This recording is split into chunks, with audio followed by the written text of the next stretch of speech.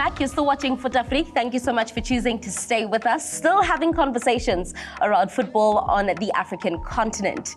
Now, it's that time of the show where I get to have a conversation with Jessica Nkomo, known to you and to your peers as Auntie Diski. Hey, Jess. Hello, Mama. How are you? I'm great. Nice to see you in studio and not out at the stadium where there's a noise. In the sun. And I'm spotting you from a distance.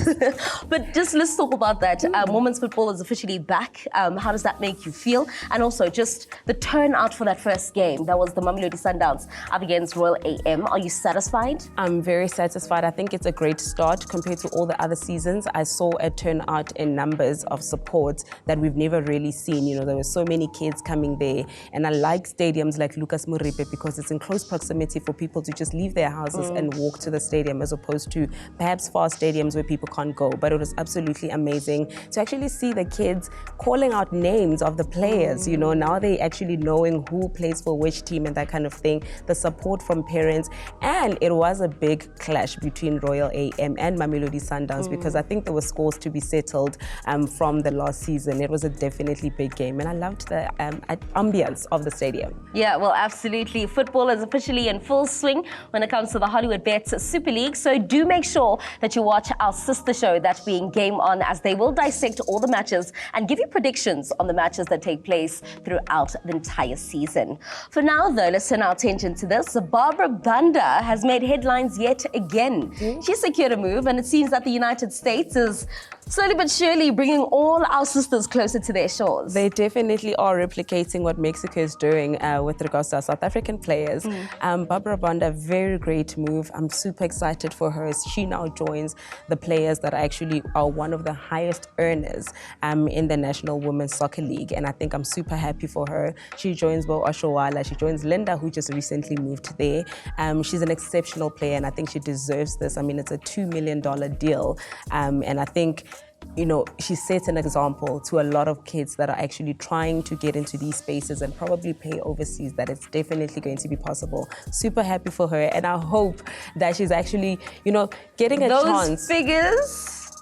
Those figures are true when it comes to, you know, other leagues who are a little bit in a higher ranking when it comes to professionalism. They don't lie. There's a lot of transparency with that. So I think we are going to be seeing a lot of maybe other African countries definitely making their way that side, but I'm super happy for her, and I hope she can bring all of the experience and the recipes. I mean, we know we are going to the Olympics, and obviously we are still part of the qualifiers. They're still part of the qualifiers. Obviously, we know that women's football in USA has been on the rise for, it's been quite some time. They've fought, but they've been finding their feet, and they've been doing really well. Just how important is it for us to export more women into that specific league? Because I know that we would always say it's nice for a player to leave South Africa, to leave Zambia, to go play at any league, even if they're playing in third tier, we're just like, at least they've left. But for us to now be able to penetrate that US market, how important is that? It definitely is important. Obviously, there's disadvantages and advantages of moving. I mean, it's not all greener pastures when you move. You know, there's a lot of culture shifts, there's a lot of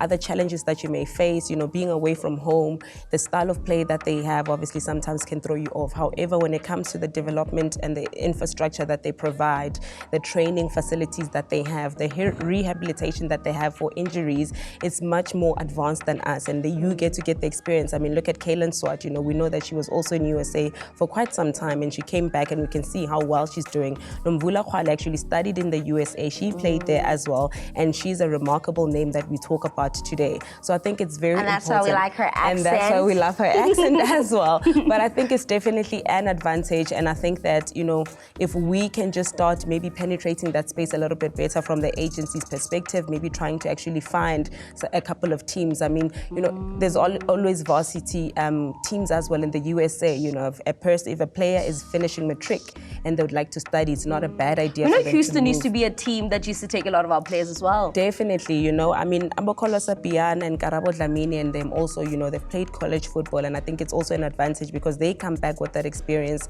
that we need, and a little bit of advantage when we're playing these international tournaments because they kind of understand their style of play as opposed to what we know back at home. Yeah, well, congratulations to Barbra Banda. She's officially joined Orlando Pride out in the USA. Now, I'm going to try to be a bit poetic, right? So every single move, or when you progress in a competition in African football, it's like you starting a new chapter in that story of determination, of your pursuit for victory. Now, when it comes to the CAF Champions League and the CAF Confederation Cup, we've already reached the quarterfinal stages. This is where we get to reshuffle people and we get to let you know as to who your next opponent will be. We know that the draw is going to be taking place out in Egypt, Cairo.